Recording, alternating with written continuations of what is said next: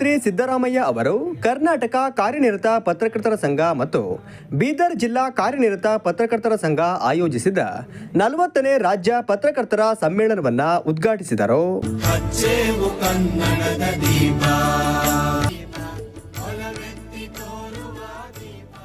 ಈ ಸಮ್ಮೇಳನವನ್ನು ಅತ್ಯಂತ ಸಂತೋಷದಿಂದ ಉದ್ಘಾಟನೆ ಮಾಡಿದ್ದೇನೆ.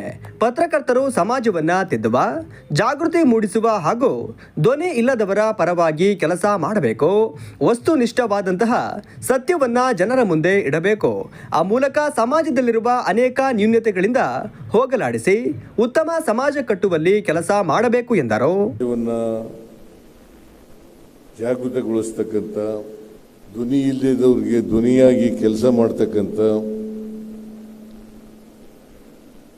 ಯಾರಿಗೆ ಧ್ವನಿ ಇದೆ, ಧ್ವನಿ ಇಲ್ಲ, ಅವ್ರ ಪರವಾಗಿ ಕೆಲಸ ಮಾಡ್ತಕ್ಕಂಥದ್ದು. ನಮ್ಮ ಸಮಾಜದಲ್ಲಿ ಅನೇಕ ಜಾತಿಗಳಿದ್ದಾವೆ, ಅನೇಕ ಧರ್ಮಗಳಿದ್ದಾವೆ, ಅನೇಕ ಭಾಷೆಗಳಿದ್ದಾವೆ, ಅನೇಕ ಸಂಸ್ಕೃತಿಗಳಿದ್ದಾವೆ. ಇಂಥ ಸಮಾಜದಲ್ಲಿ ನಾವು ಬದುಕಿರುವಾಗ ಅದಕ್ಕೋಸ್ಕರ ಬಾಬಾ ಸಾಹೇಬ್ ಅಂಬೇಡ್ಕರ್ ಅವರು ಈ ವೈರುಧ್ಯತೆ ಇರತಕ್ಕಂಥ ಈ ಸಮಾಜದಲ್ಲಿ ಎಂಥ ಸಂವಿಧಾನ ಬೇಕು ಅಂತಕ್ಕಂಥದ್ದನ್ನು ಕೊಟ್ಟಿದ್ದಾರೆ. ಕರ್ಮ ಸಿದ್ಧಾಂತನ ಒಪ್ಕೊಂಡಿರ್ತಕ್ಕಂಥವ್ರು, ಅದನ್ನು ಅನುಸರಿಸ್ತಕ್ಕಂಥವ್ರು ಬಹಳ ಜನ ಇದ್ದಾರೆ. ಅದು ವಿದ್ಯಾವಂತರೇ ಇದ್ದಾರೆ.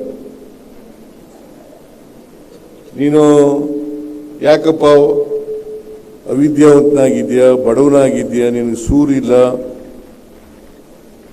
ನಿನಗೆ ಶ್ರೀಮಂತಿಗೆ ಇಲ್ಲ ಅಂತಂದ್ರೆ, ನಾನು ಹಿಂದಿನ ಜನ್ಮದಲ್ಲಿ ಕರ್ಮ ಮಾಡಿಬಿಟ್ಟಿದ್ದೆ, ಅದಕ್ಕೋಸ್ಕರ ಈ ಜನ್ಮದಲ್ಲಿ ಹಿಂಗೆ ಹುಟ್ಟುಬಿಟ್ಟಿದ್ದೀನಿ ಅಂತ ಹೇಳೋದು. ಇದನ್ನು ಹುಟ್ಟಾಕಿರೋರು ಯಾರು? ಯಾರು ಸ್ವಾಮೀಜಿ? ಮನುವಾದಿಗಳು ಅವರೇ ಹುಟ್ಟಾಕಿರೋದು. ಈ ಮನುವಾದಿಗಳು ಹುಟ್ಟಾಕಿದಾರಲ್ಲ, ಇದನ್ನು ಗಟ್ಟಿ ಮಾಡ್ತಾ ಇರ್ತಕ್ಕಂಥ ಜನರು ಕೂಡ ಇದ್ದಾರೆ. ಅದಕ್ಕೋಸ್ಕರ ಹೋಗಿಲ್ಲ. ಅದಕ್ಕೆ ನಾನು ಯಾವಾಗಲೂ ಹೇಳ್ತಾ ಇರ್ತೀನಿ, ನನ್ನ ಅನುಭವ, ಈ ಸೂಫಿಗಳು, ಸಂತರು, ಸಮಾಜ ಸುಧಾರಕರು ಇವರೆಲ್ಲ ಮಾಡಿದಾರಲ್ಲ, ಬಸವಾದಿ ಶರಣರು ಇವರೆಲ್ಲ ಮಾಡಿದಾರಲ್ಲ, ಸಮಾಜ ಬದಲಾವಣೆ ಆಗಬೇಕು,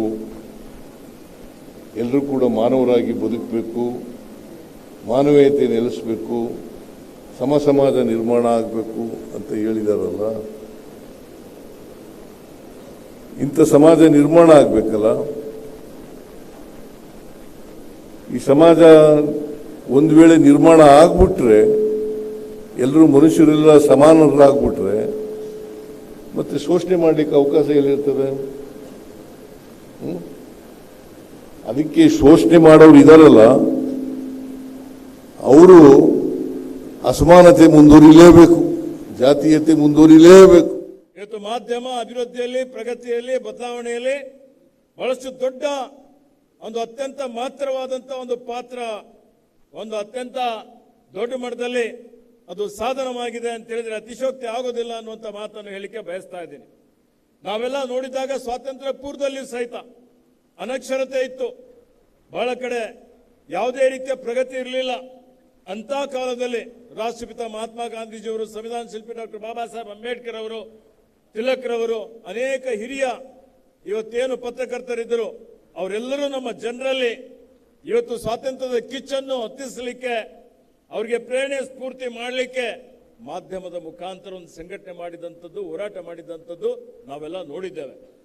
ಇವತ್ತು ನಮಗೆ ಸ್ವಾತಂತ್ರ್ಯ ಸಿಕ್ಕ ಮೇಲೂ ಸಹಿತ ಅನೇಕ ರೀತಿಯಲ್ಲಿ ಏನಿವತ್ತು ಶಾಸನಗಳು ಆಡಳಿತ ನಡೆಸತಕ್ಕಂಥ ಎಲ್ಲ ಸರ್ಕಾರಗಳಿಗೆ ಸಮಾಜದಲ್ಲಿರುವಂತಹ ಓರೆಕೆರೆಗಳನ್ನು ಸರಿಪಡಿಸುವಂತಹ ನಿಟ್ಟಿನಲ್ಲಿ ಇವತ್ತು ಯಾವುದೇ ಅನೇಕ ಕಡೆ ಇವತ್ತು ಸರ್ಕಾರಗಳಿಗೆ ಕಣ್ತೆರೆಸುವಂತಹ ಕೆಲಸ, ಸಮಾಜದ ಅಭಿವೃದ್ಧಿ ಮಾಡುವಂತಹ ಕೆಲಸ, ವಸ್ತುನಿಷ್ಠ ಸುದ್ದಿಯನ್ನು ಬಿತ್ತರಿಸುವಂತಹ ಒಂದು ಕೆಲಸ ಮಾಧ್ಯಮ ಮಾಡ್ತಾ ಬಂದಿದ್ದು ನಾವೆಲ್ಲ ನೋಡ್ತಾ ಇದ್ದೇವೆ. ಇವತ್ತು ಪ್ರಜಾಪ್ರಭುತ್ವ ಗಟ್ಟಿಯಾಗಿದೆ, ಸಂವಿಧಾನ ಬಹಳ ಇವತ್ತು ಗಟ್ಟಿಯಾಗಿದೆ ಅಂತ ಹೇಳಿದ್ರೆ ಅದರಲ್ಲಿ ಮಾಧ್ಯಮದ ಪಾತ್ರ ಬಹಳ ದೊಡ್ಡ ಮಟ್ಟದಲ್ಲಿದೆ ಅನ್ನುವಂಥ ಮಾತನ್ನು ನಾನು ಇಲ್ಲಿ ಹೇಳಿಕೆ ಬಯಸ್ತಾ ಇದ್ದೇನೆ.